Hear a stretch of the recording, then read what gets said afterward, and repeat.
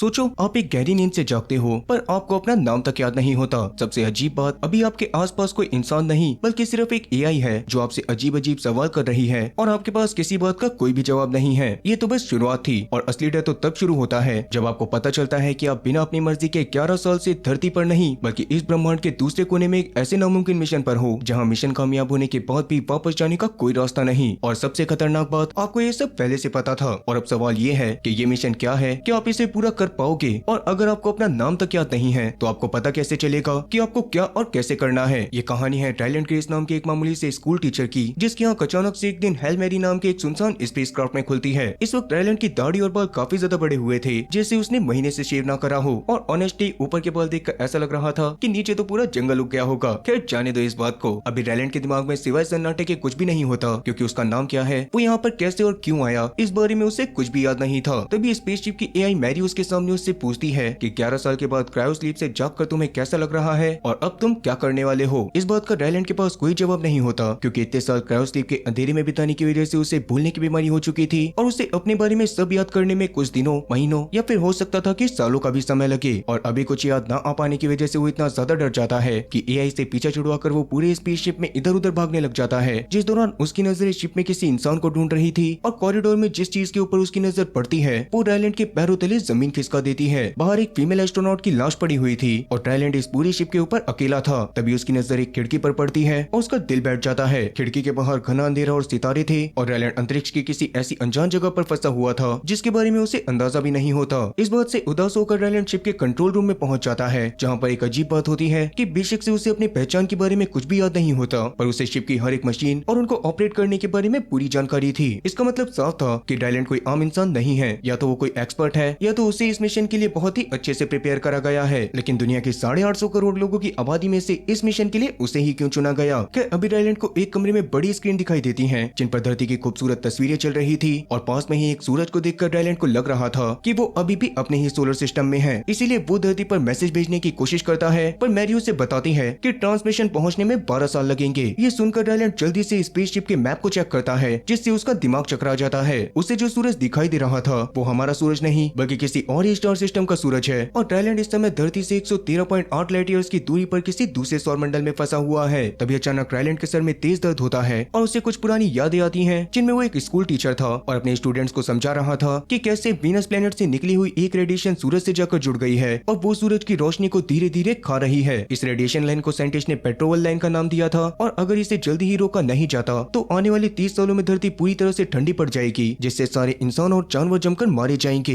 इससे प्रेजेंट में टाइलेंट को समझ आता है कि उसे इसी प्रॉब्लम का सॉल्यूशन ढूंढने के लिए यहाँ पर भेजा गया है, लेकिन वो ये काम कैसे करेगा ये उसे अभी भी याद नहीं होता। जिससे टूटकर टाइलेंट सबसे पहले अपनी बड़ी हुई दाढ़ी को शेव करता है और फिर सप्लाईज में से वोडका निकालकर पीने लगता है। वो अकेला होने के साथ साथ भटका हुआ है और अभी उसके दिमाग में लगातार एक ही सवाल घूम रहा था कि क्या ये मिशन अभी भी कामयाब हो सकता है। यही सोचते हुए वो अपने और अपने साथियों के बिखरे हुए सामान को देखता है और उस पर उसका दिल भर आता है, क्योंकि उसे याद आ चुका था कि वो यहाँ पर उस फीमेल एस्ट्रोनॉट और एक पायलट के साथ आया था, लेकिन वो दोनों मर चुके थे और अब वो पूरी तरह से अकेला है। इस गहरी तनाई से लड़ने के लिए वो अपने साथियों के कपड़ों से एक पुतला बनाता है और सिर्फ अपने आप को ये यकीन दिलाने के लिए उसके साथ डांस करने लग जाता है कि वो अकेला नहीं है। काफी देर तक सोचने के बाद वो एक व्हाइट बोर्ड पर अपनी पुरानी जिंदगी के टुकड़ों को जोड़ने की कोशिश करता है और तब उसे एक और याद आती है। उस दिन क्लास खत्म होने के बाद एक साइंटिस्ट एवा उसके पास आई थी और वो उस स्पेशल टीम की हेड थी जिसे पेट्रोल लाइन को रोकने के लिए बनाया गया था। अब वैसे एवा और दुनिया भर के वैज्ञानिक टाइलेंट के बारे में पहले से जानते थे, क्योंकि एक समय पर वो खुद भी दुनिया के महान वैज्ञानिकों में से एक था, लेकिन उसके एक कंट्रोवर्शियल थीसिस की वजह से उसे साइंटिस्ट की पोस्ट से हटा दिया गया। इसीलिए अब उसको अपना गुजारा मामूली से स्कूल में पढ़ाकर करना पड़ रहा था। टाइलेंट का मानना था कि जिंदगी के लिए पानी जरूरी नहीं होता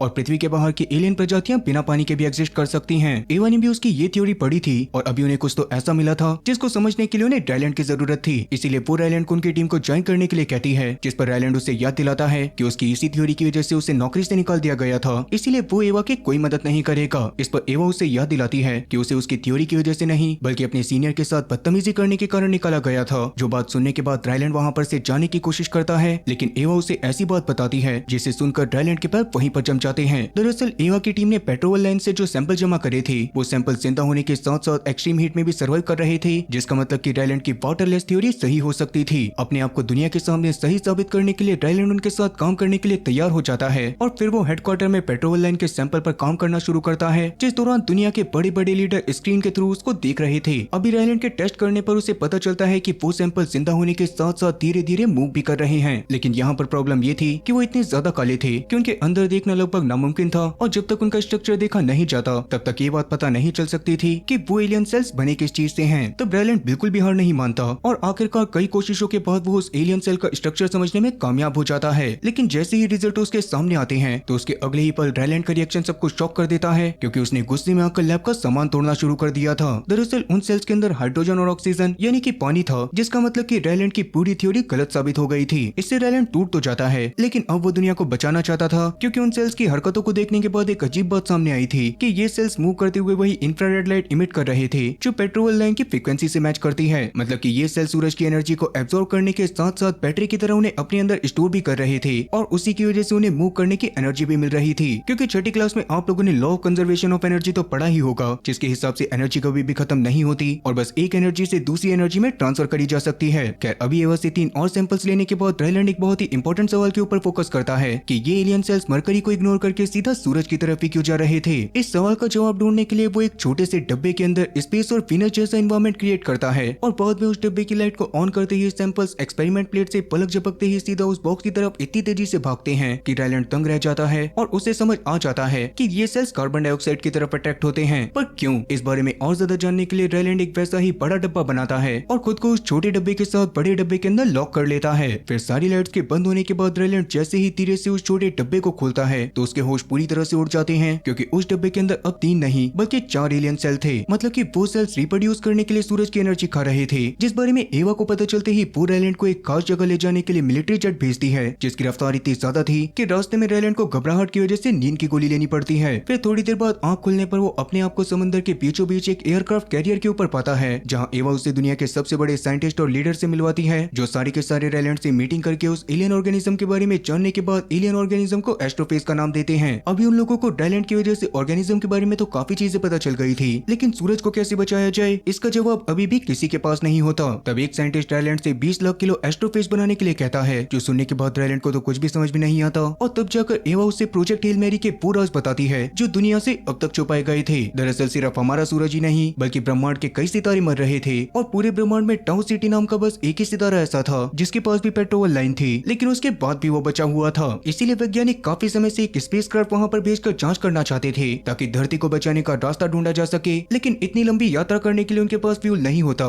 मगर अब वो लोग एस्ट्रोफेज की एनर्जी को स्टोर करने की खूबी का इस्तेमाल करके उसे फ्यूल की तरह काम में लेने वाले थे। ये आइडिया सबको पसंद आता है, पर यहाँ पर सबसे बड़ी दिक्कत ये थी कि ये मिशन 1 वे मिशन होने वाला था, और इसके कामयाब होने के मिशन इतने ज्यादा कम थे कि इसका नाम हेल मैरी रखा गया, जिसका सार बस यही था कि एक ऐसी कोशिश जो सिर्फ चमत्कार पार्टी की हो। प्रेजेंट टाइम में ये सारी यादें वापस आते ही रायलैंड के अंदर का डर गुस्से और जिम्मेदारी में बदल जाता है। वो अपने बाल काट कर ढंग के कपड़े पहनता है, क्योंकि अब वो सिर्फ एक भटका हुआ मुसाफिर नहीं बल्कि इंसानियत की आखिरी उम्मीद था। लेकिन आपको क्या लगता है, क्या एक स्कूल टीचर पूरी गैलेक्सी को बचा पाएगा? कहानी को पूरा सुनने से पहले कमेंट सेक्शन में इस बारे में जरूर बताना। खैर अभी रायलैंड एक बार फिर से अपने दोस्तों की बॉडीज के पास जाता है, और इस बार उसके अंदर डर नहीं बल्कि गहरा दुख था। इसीलिए पहले तो वो उनकी फोटोज को उनके पास रखता है, और उनके इस बलिदान के लिए उनको थैंक यू बोलने के बाद भारी मन से उनकी बॉडीज को स्पेस में इजेक्ट कर देता है। इसके कुछ वक्त बाद मैरी रायलैंड को बताती है कि वो टाउ सिटी के पास पहुंच चुके हैं। अब इंजन के बंद होते ही स्पेस में ग्रेविटी खत्म हो जाती है और रायलैंड हवा में तैरने लगता है। उसी दौरान उसकी नजर खिड़की से बाहर पड़ती है, जहाँ का नजारा देखने के बाद तो उसके होश पूरी तरह से उड़ चुके थे, क्योंकि उसके शिप के पास एक दूसरा एलियन स्पेसक्राफ्ट भी था। ये देखकर रायलैंड घबराते हुए पायलट सीट की तरफ भागता है और अपने शिप को उस एलियन स्पेसक्राफ्ट से दूर ले जाने की कोशिश करता है, लेकिन वो अनजान स्पेसक्राफ्ट उसका पीछा नहीं छोड़ता और रायलैंड जहाँ जहाँ भी जाता है वो उसके पीछे पीछे आता रहता है। तभी उस एलियन स्पेसशिप से एक ऑब्जेक्ट रायलैंड के स्पेसशिप की तरफ फेंका जाता है, जिसे बॉम्ब समझकर रायलैंड बहुत ज्यादा डर गया था, लेकिन वो ऑब्जेक्ट उसके शिप से टकराकर बाउंस बैक हो जाता है। इससे रायलैंड को समझ आता है कि दूसरे स्पेसशिप में मौजूद जीव उसे नुकसान नहीं पहुंचाना चाहते और वो तो बस उसे रुकने के लिए कह रहे हैं। तभी एक और ऑब्जेक्ट उसके स्पेसक्राफ्ट के पास आता है, जिसे इस बार रायलैंड ने स्पेस वॉक के जरिए जैसे तैसे पकड़ लिया था, लेकिन वापस आकर उस ऑब्जेक्ट को खोलने की कोशिश करने पर वो नहीं खुलता। तो मैरी स्कैन कर बताती है कि वो ज़ेनॉन गैस से बना है, जो काफी ज्यादा अजीब बात थी। तभी रायलैंड को एक आइडिया आता है और वो सेंट्रीफ्यूज सिस्टम को एक्टिवेट करके शिप की आर्टिफिशियल ग्रेविटी को वापस लाता है, जिसके बाद उसके ऑब्जेक्ट को ट्विस्ट करते ही वो खुल गया था। लेकिन उस ऑब्जेक्ट के खुलते ही मैरी चिल्लाती है, एलियन प्रेजेंस डिटेक्टेड। अब वैसे उस बॉक्स के अंदर एक स्ट्रक्चर था जो स्पेयर्स और रॉड्स का बना होता है, और उसको देखने के बाद रायलैंड को समझ आता है कि ये एक स्टार मैप है। इसका मतलब कि वो एलियन उसे बता रहा था कि वो कहाँ से आया है। वो जगह धरती से भी कहीं ज्यादा दूर थी, और सवाल ये था कि क्या ये एलियन दुश्मन है या फिर एक ऐसा दोस्त जो खुद अपने स्टार को बचाना चाहता है। यही जानने की कोशिश में रैलेंड उसे भी रिप्लाई में धरती की लोकेशन के बारे में बता देता है, जिसके थोड़ी ही देर में एलियन एक टनल जैसे डिवाइस को रैलेंड की शिप से कनेक्ट करता है। जिस समय रैलेंड बहुत ज्यादा डरा हुआ था, लेकिन इसके बावजूद वो डरते डरते एंटी ग्रेविटी वाली टनल के अंदर एंटर करता है, जहाँ दूसरे शिप की खिड़की तक पहुँचते ही उसे कुछ हिलता हुआ दिखाई देता है, जो उस एलियन का हाथ था। इससे रैलेंड घबरा तो गया था, लेकिन खुद को संभाल कर शांत रहता है। और तब वो एलियन उसे टनल के बीच में मौजूद एक ग्लास के दूसरी तरफ से छोटे छोटे मॉडल दिखाता है, जिसमें से एक रैलेंड के स्पेसशिप का था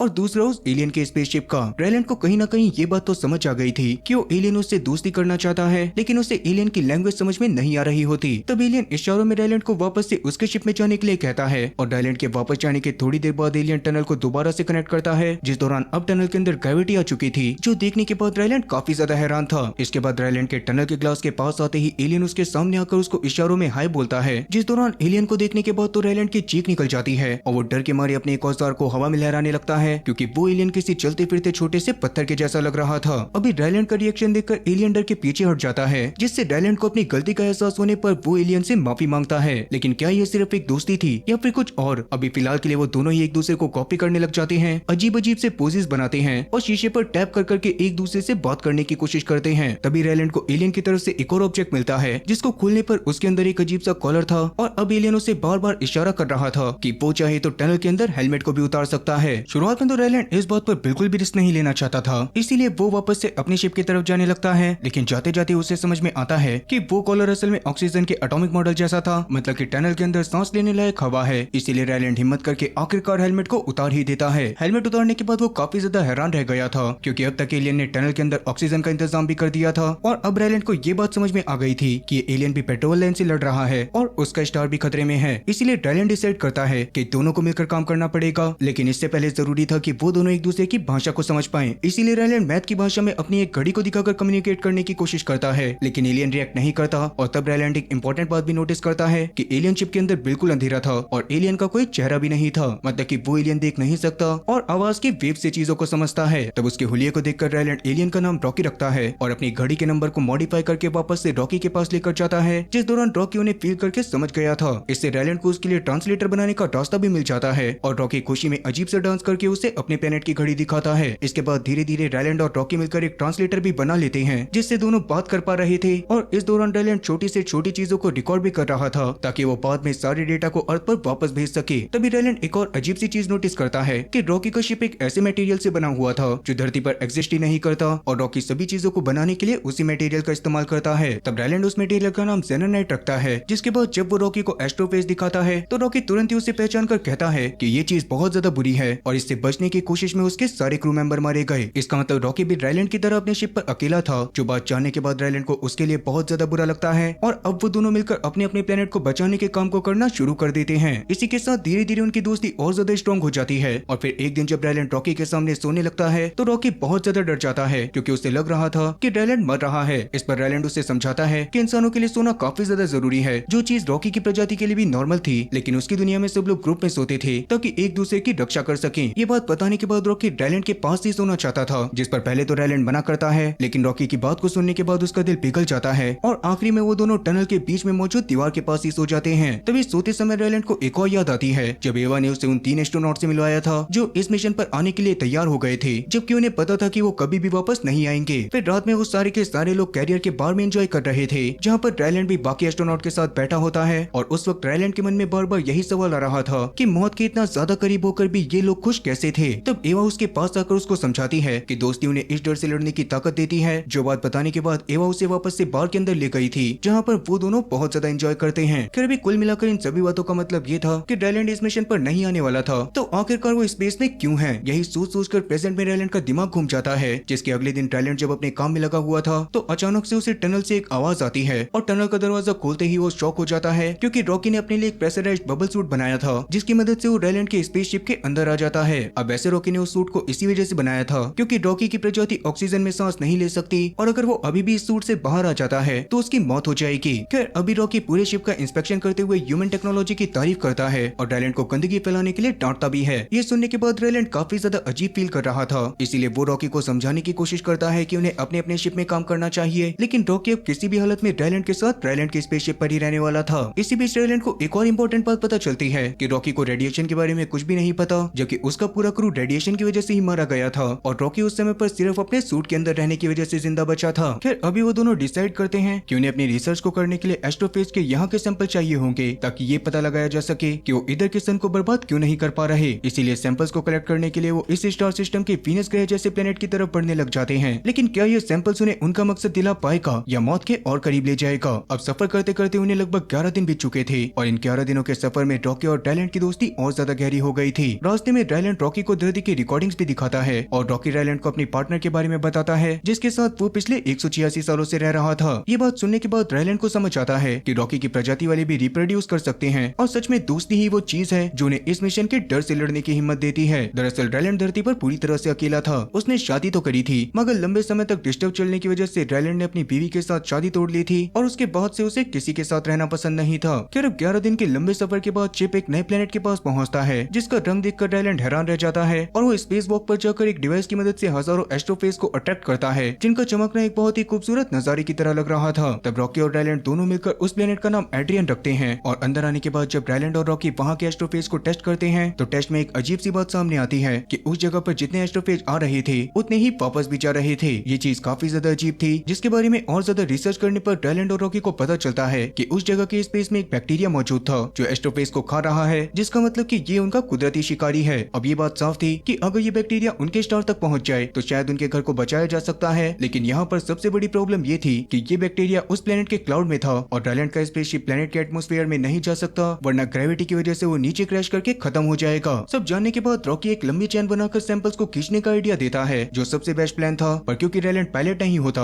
और बिना प्रैक्टिस के वो अनजाने में स्पेसशिप को एटमॉस्फेयर के अंदर घुसा सकता था इसीलिए इस छोटे से टास्क को पूरा करने से पहले रायलैंड दिन रात प्रैक्टिस करता है। जिस दौरान एक समय पर रॉकी रायलैंड की वीडियोस को रिकॉर्ड कर रहा था और उसे लग रहा था कि शायद ये चीजें लाइव ब्रॉडकास्ट हो रही हैं। इस पर रायलैंड उसको समझाता है कि ये कोई लाइव ब्रॉडकास्ट नहीं है बल्कि मिशन खत्म होने के बाद ये सारा डेटा और वो जीवाणु एक छोटे से शटल के जरिए अर्थ पर वापस भेज दिए जाएंगे। ये जानकर रॉकी रायलैंड से एक सवाल पूछता है कि तुम खुद वापस जाकर उन सबको ये सारी चीजें क्यों नहीं बता सकते। रायलैंड के पास इस बात का कोई भी जवाब नहीं था क्योंकि वो जानता है कि वो यहाँ पर मारा जाएगा और सच्चाई तो ये थी कि उस शटल में रायलैंड के बैठने लायक जगह नहीं होती और अगर शटल को बड़ा करा जाता तो फ्यूल कम होने की वजह से अर्थ पर पहुंचने में नियमित समय से ज्यादा समय लग जाता। ये सारी बातें बताने के बाद रायलैंड दिल पर पत्थर रखकर रॉकी को ये भी बता देता है कि वो यहाँ पर मारा जाएगा। ये सुनने के बाद रॉकी इस बात को मानने से इनकार कर देता है और रायलैंड को अपना खुद का फ्यूल देने का ऑफर करता है जिससे वैसे तो रॉकी को अपने प्लेनेट पर पहुंचने में 6 साल ज्यादा लग जाएंगे और रायलैंड बिना मरे फुल स्पीड से अर्थ पर वापस भी जा पाएगा। रॉकी के इस दरिया दिली को देखकर रायलैंड की आंखों में आंसू आ जाते हैं और वो इमोशनल होते हुए रॉकी के उस बबल सूट को गले से लगा लेता है। इसके बाद रायलैंड अपने छोटे टास्क को पूरा करने के लिए बड़ी होशियारी से अपने शिप को एड्रियन के एटमॉस्फेयर के इतना ज्यादा करीब ले जाता है जितना पहले कभी कोई नहीं गया। इसके बाद रॉकी की बनाई हुई चेन नीचे भेजी जाती है और चेन में लगी मशीन सैंपल को इकट्ठा करने लगती है और फिर सैंपल के कलेक्ट होने के बाद रायलैंड स्पेस वॉक पर मशीन को वापस जाने के लिए निकलता है। लेकिन ये काम करने में रायलैंड को बहुत ज्यादा मेहनत लग रही थी और प्लेनेट के एटमॉस्फेयर की गर्मी की वजह से शिप को नुकसान पहुंच रहा था। तभी अचानक स्पेसशिप का लोहे का एक टुकड़ा टूटकर रायलैंड से टकरा जाता है जिससे रायलैंड बेहोश हो गया था और बाद में उसके होश में आने के बाद वो देखता है कि उनकी स्पेसशिप नीचे आ गई थी और वो मशीन अभी भी स्पेसशिप के नीचे लटक रही थी। इस दौरान टेम्परेचर भी काफी तेजी से बढ़ रहा होता है जो देखकर रॉकी रायलैंड से चिल्लाकर कहता है कि अभी उन्हें निकलना होगा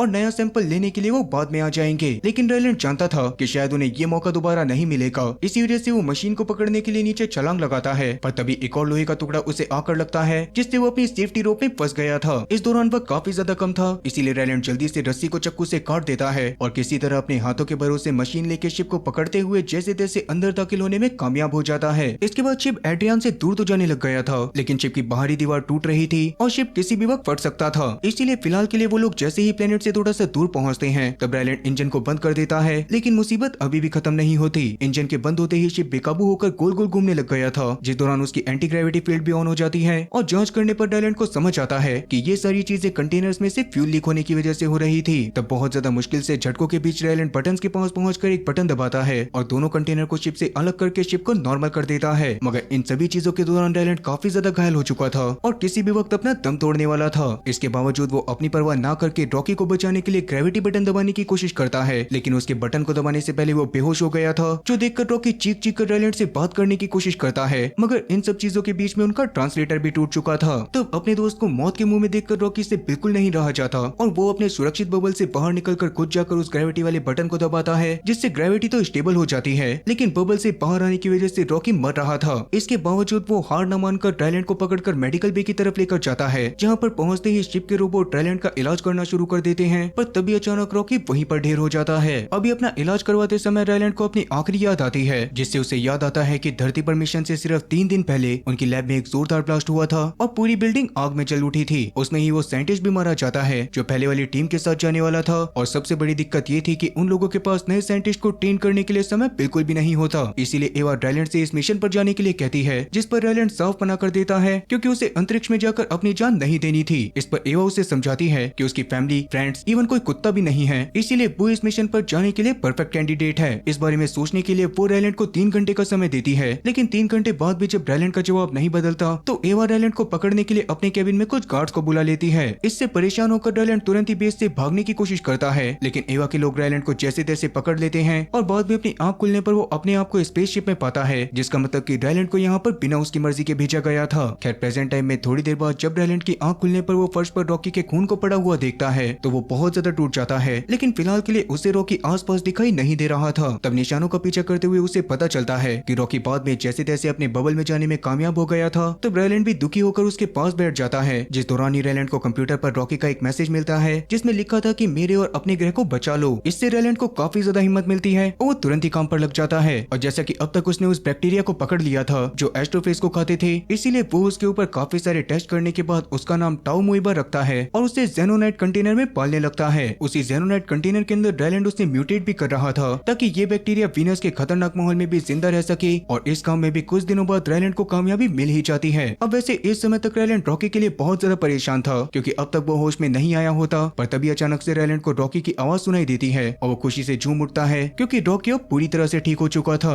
अभी वो दोनों एक दूसरे को गले लगाते हैं और फिर रायलैंड उसको अपने टाउ मोइबा फार्म को दिखाता है जहाँ पर अब तक उस बैक्टीरिया की काफी तादाद तैयार हो चुकी थी, जिसका मतलब कि अब उनका मिशन पूरा हो चुका है और अब वो दोनों अपने घर जा सकते हैं। इसी वजह से अब वो दोनों खुशी में फायरवर्क्स वाली क्लिप्स को देखते हैं और रॉकी इस खास मौके पर अपने प्लेनेट के पार्टी वाले कपड़ों को पहनकर डांस भी करता है। जिसके बाद रायलैंड रॉकी को गिफ्ट के रूप में अपना एक लैपटॉप देता है जिसमें इंसानों के बारे में सारी चीजें भरी हुई थी। साथ ही उसने रॉकी को रॉकी की फेवरेट बॉल भी दे दी थी, जिससे रॉकी थोड़ा सा उदास हो जाता है क्योंकि फिलहाल उसके पास देने के लिए कुछ भी नहीं होता। इस पर रायलैंड उससे कहता है कि वो उसे अपने स्पेसशिप में घुमा सकता है और रायलैंड के लिए ये सबसे बड़ा तोहफा होगा। रॉकी इस पर मान जाता है और रायलैंड एक ज़ेनोनाइट के सूट को पहनकर रॉकी की दुनिया में कदम रखता है। वहाँ की हैरत अंगेज टेक्नोलॉजी देखकर वो दंग रह गया था, जिसके साथ ही अब वक्त आ चुका था कि अब वो दोनों एक दूसरे से अलविदा कहें। इसीलिए फिलहाल टनल में वो दोनों बहुत ज्यादा जज्बाती हो जाते हैं और आखिरकार दोनों को अपने अपने रास्ते निकलना पड़ता है। रायलैंड अब अकेला था, पर तभी मैरी उसको वार्न करती है कि शिप में अचानक से कंटामिनेशन फैल गया है। ये सुनने के बाद रायलैंड दंग होकर तुरंत ही इंजन को बंद करके चेक करता है तो वायरस कंटामिनेशन की वजह को देखने के बाद उसका दिल बैठ जाता है क्योंकि टाउ मोइबा वायरस इतना ज्यादा इवॉल्व हो चुका था कि उसने ज़ेनोनाइट के कंटेनर को तोड़ दिया था और वो वायरस वहाँ पर से बाहर निकल चुका था। ये देखकर रायलैंड उन्हें किसी तरह से सील्ड बॉक्स में बंद कर देता है, पर फिलहाल के लिए उससे रॉकी की बहुत ज्यादा चिंता होने लग गई थी क्योंकि रॉकी का पूरा शिप तो बना ही ज़ेनोनाइट से था और अगर टाउ मोइबा वहाँ पर फैल गया तो वो सारा फ्यूल खा जाएगा, जिसके बाद रॉकी स्पेस में हमेशा के लिए फंस चुका होगा। ये जानने के बाद रायलैंड तुरंत ही कैलकुलेशन करता है कि क्या वो रॉकी को बचाने के बाद धरती पर वापस जा पाएगा। इसका जवाब साफ था कि नहीं, वो फिलहाल के लिए या तो धरती पर वापस जा सकता था या फिर अपने प्यारे दोस्त को बचा सकता था। तब रायलैंड अपने दोस्त को बचाने का फैसला करता है, जिसके लिए वो तुरंत ही अपनी सारी रिसर्च और बैक्टीरिया फार्म को पुराने वाले शटल में भरता है और उन्हें धरती की तरफ भेज देता है। इसके बाद वो खुद अपनी स्पेसशिप को लेकर रॉकी की शिप की तरफ चला गया था, जिसके बस 2 दिन के अंदर अंदर उसे किस्मत से वो शिप मिल भी जाता है और रायलैंड स्पेस वॉक करके रॉकी की खिड़की पर इतनी जोर जोर से हाथ मारता है कि रॉकी डर के मारे बाहर आता है, पर बाद में रायलैंड को देखकर वो खुशी से उसे तुरंत ही अंदर ले जाता है। वहाँ पर जाने के बाद रायलैंड ने तुरंत ही उस वायरस को सीड बॉक्स के अंदर पैक कर दिया था, जिससे रॉकी का स्पेसशिप भी बच जाता है और इसके कई सालों बाद धरती पर रायलैंड की भेजी हुई शटल लैंड होती है, जिसमें एवा को रायलैंड और रॉकी की रिकॉर्डिंग्स भी दिखी थी और अभी एवा रॉकी जैसी एलियन लाइफ फॉर्म को देखकर काफी ज्यादा हैरान थी। अब वैसे अब तक दुनिया ठंडी होनी भी शुरू हो चुकी थी, लेकिन बस रायलैंड की वजह से अब उनके पास बचने का एक रास्ता था, इसीलिए एवा बहुत ज्यादा खुश होती है। दूसरी तरफ रॉकी का प्लेनेट भी बच चुका था, जहाँ पर रायलैंड भी अपना घर बनाकर रह रहा होता है और अब तक उसने एलियन की भाषा भी सीख ली थी, जिसकी वजह से अब उसे किसी भी ट्रांसलेटर की जरूरत नहीं पड़ती। इसके बाद एक दिन रॉकी उसको बताता है कि उनके साइंटिस्ट ने एक नया स्पेसशिप तैयार कर लिया है, जिससे रायलैंड वापस धरती पर जा सकता है। पर रायलैंड एक मुस्कुराहट के साथ इस बात पर मना कर देता है क्योंकि असल में वो उसी प्लेनेट के छोटे बच्चों को पढ़ाने लग गया था, जो ही उसकी लाइफ का गोल बन चुका होता है। अब वैसे आपकी लाइफ का क्या गोल है, कमेंट सेक्शन में इस बारे में जरूर बताना। रायलैंड ग्रेस ने अपनी जान की परवाह न करते हुए अपने दोस्त रॉकी को बचाया और अनजान सितारों के बीच एलियंस के लिए एक टीचर बन गया। लेकिन सोचो क्या होगा